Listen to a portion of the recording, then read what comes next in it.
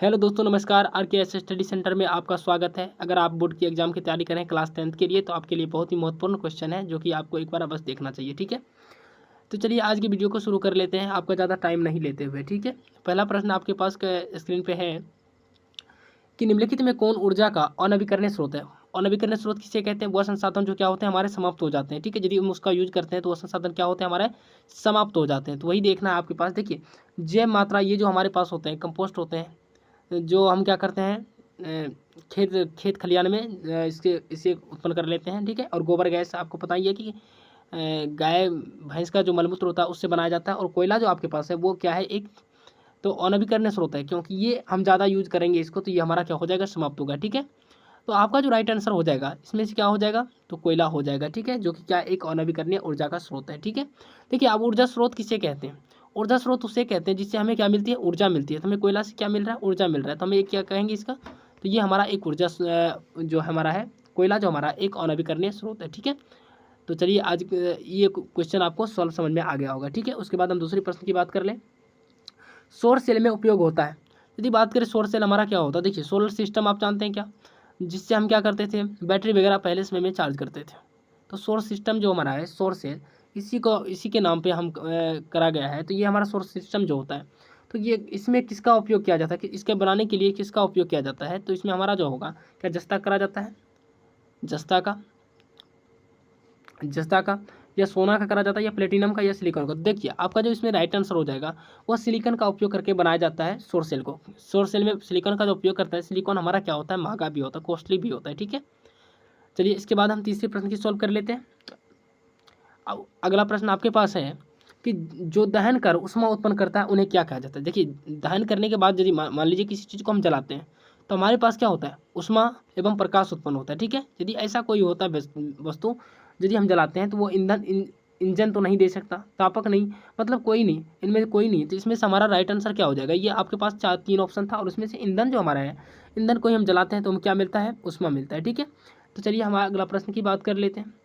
उसके बाद देखिए आपका अगला प्रश्न है, सौर सेल को सीधे विद्युत में बदलने, सौर सेल को विद्युत में बदलने वाली युक्ति कहलाते हैं। तो देखिए सौर सिस्टम में क्या होता है, सूर्य के प्रकाश से हमारे पास, सूर्य के प्रकाश से हमारा क्या होता है, सोलर सिस्टम पे पड़ता है, उसके बाद हमें विद्युत में बदलने की देता है। तो हमारा ये सौर सेल जो होता है ये हमारा क्या हो जाएगा, राइट आंसर हो जाएगा, जो कि क्या करता है, सीधे विद्युत में बदलने की, सौर सेल से विद्युत में बदलने की युक्ति है। ठीक है, उसके बाद अगला प्रश्न की बात कर लेंगे। आपके पास पांचवा प्रश्न है, प्रकृति में, मतलब कहने का कि हमारा नेचर, मतलब ये जो प्रकृति है इसमें पृथ्वी पर ऊर्जा का मुख्य स्रोत क्या है। आपके पास जो ऊर्जा है इसका मुख्य स्रोत क्या है प्रकृति में, तो हम यदि बात करें तो देखिए कोयला हमारा एक अनवीकरणीय संसाधन है। ठीक है, बट सूर्य जो हमारे पास है ऊर्जा का महत्वपूर्ण स्रोत माना जाता है। ठीक है, आपको याद कर लेना है कि सूर्य जो हमारा है मुख्य स्रोत है पृथ्वी पर, पृथ्वी पर ऊर्जा का मुख्य स्रोत क्या है, हमारा सूर्य है। ठीक है, उसके बाद अगला प्रश्न की बात करेंगे, ऊर्जा का उत्तम स्रोत किससे माना जाता है। देखिए ऊर्जा का उत्तम स्रोत किससे माना जाता है, देखिए जो क्या हो, कॉस्टली ना हो, मतलब कि नो कॉस्टली, और जो आसानी से मिल सके, और जिसमें कोई प्रदूषण भी ना हो, तो वो हमारे क्या होते हैं, उत्तम स्रोत माना जाता है। ठीक है, तो आपके पास देखिए कोयला जलाने पे हमें क्या देता है, कार्बन डाइऑक्साइड देता है और कार्बन मोनोऑक्साइड देता है। ठीक है, तो सूर्य जो हमारे पास है इसी क्या, तो नहीं कॉस्टली, ये हमारे पास प्रकृति की देन है और ये मुख्य ऊर्जा का स्रोत माना जाता है। ठीक है, तो आपका राइट आंसर भी हो जाएगा। ठीक है, आपके पास तीसरा सी है, जो कि पानी भी क्या बहुत दिक्कत से होता है इसमें ऊर्जा उत्पन्न। ठीक है, उसके बाद अगला प्रश्न की बात कर ले, निम्नलिखित में कौन जीवाश्म ईंधन नहीं है। देखिए जीवाश्म ईंधन बोल आपको बताया होगा कि जो बहुत दिनों तक क्या रहते हैं, धरती के अंदर दबे रहते हैं और कम दाब एवं ताप के कारण जो गैस का निर्माण होता है उसे क्या बोलते हैं, जीवाश्म ईंधन बोलते हैं। ठीक है, देखिए आपका जीवाश्म ईंधन नहीं है, इसमें बोल रहा है जीवाश्म ईंधन, तो बायोगैस भी हमारा क्या है, जीवाश्म ईंधन, क्योंकि इसको बहुत दिनों तक क्या करा जाता है, रहता है उस जमीन के अंदर, उसके बाद बनता है। और पेट्रोलियम भी हमारा जमीन के अंदर, और कोयला भी।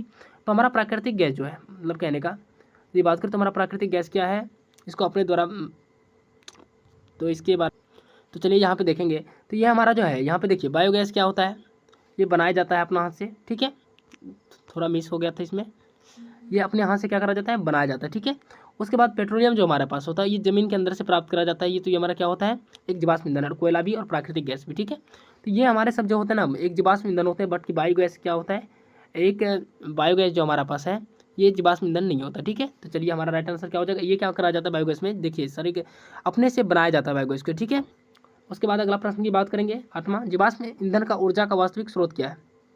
नाभिकीय संलयन। तो देखिए नाभिकीय संलयन क्या होता है, तो हम आपको बताए थे हाइड्रोजन एवं हीलियम के जो संलयन करता है उसको बोलते हैं नाभिकीय संलयन, ठीक है। और सूर्य जो हमारा है, तो क्या बोल रहे हैं, जीवाश्म ईंधन का ऊर्जा का वास्तविक स्रोत, जीवाश्म ईंधन मतलब धरती के अंदर जो है, तो उसके ईंधन का स्रोत क्या है? तो कोयला भी नहीं है इसमें, ऑप्शन में नहीं है,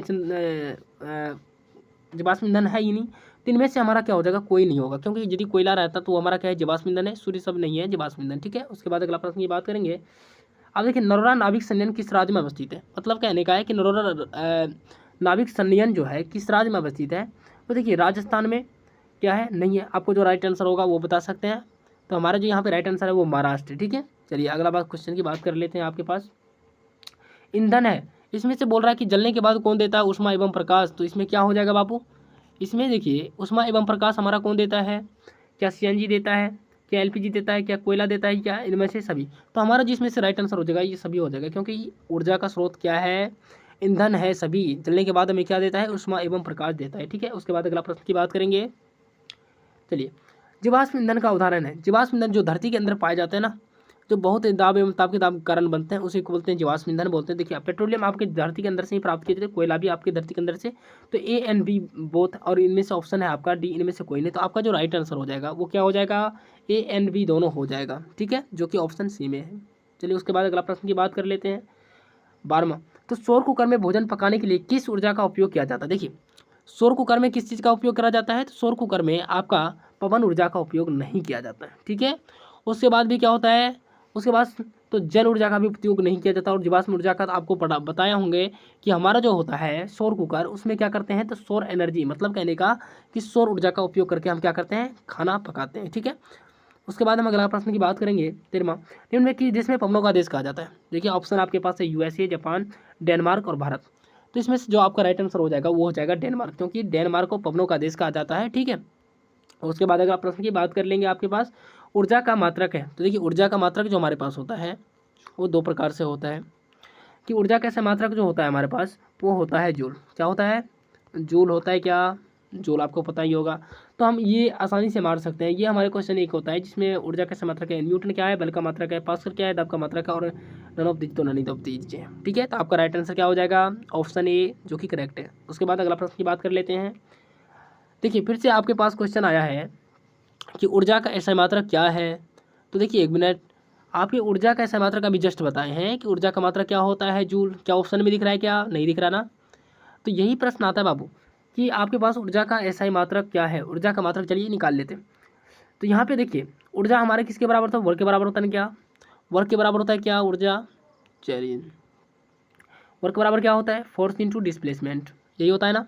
तो फोर्स को क्या लिखते हैं, न्यूटन लिखते हैं, क्या, और डिस्प्लेसमेंट को मीटर लिखते हैं।